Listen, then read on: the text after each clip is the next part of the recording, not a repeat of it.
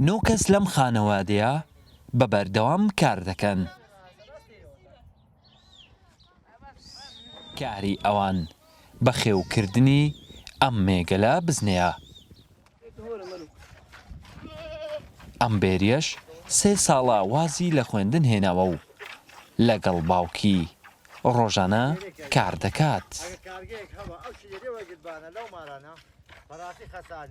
ڕۆژانە بەرهەمی ماندووبوونی ئەم 9 کەسە نزیکەی 200 لتر شیری خۆماڵیە، بەڵام بەهۆی نەبوونی کارگە و وەرنەگرتنی شیرەکەیان زەرەرمەند بوونە. ڕۆژانە 9 نەفەر ئەو بزنەی وینە، ئەو ماریاتەی هیچ ئەوەشی وەشی نییە، بەس فێر بوونە. ئەمە 200 کیلۆ شیر هەیە، ساتن هەیە، بەس چ خێرێکە وای نییە، یعنی سەرفیاتێکە وای نییە. ئەمە ئەوە لێوەگەین بەسندەیە ئیشەکەن ئەوێ و چی شەدی نییە. برادۆست ناوچەیەکی شیاوە بۆ بەخێوکردنی مانگە و مەڕووماڵات. لەم سنوورەش کوێستان و گەرمیان هەن.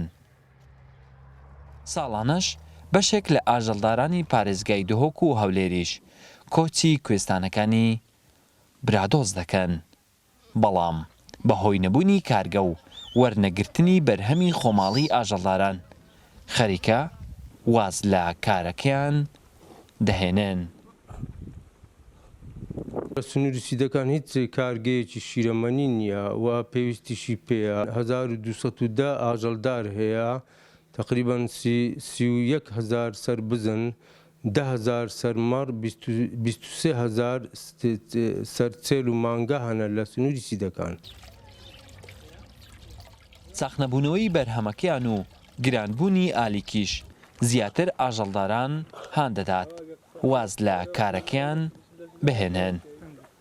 شارەزایانی کەرتی ئاژەڵداریش لە کوردستان دەڵێن حکومەتی هەرێم دەبێت هاوکاری ئاژەڵداران بکات و هەنگاوی پێویست بگرێتە بەر، ئەگەرنا کەرتی ئاژەڵداری لە هەرێمی کوردستان بە تەواوەتی دەڕوخێت. وڵات حەسەن، کورسات نیوز، برادۆست.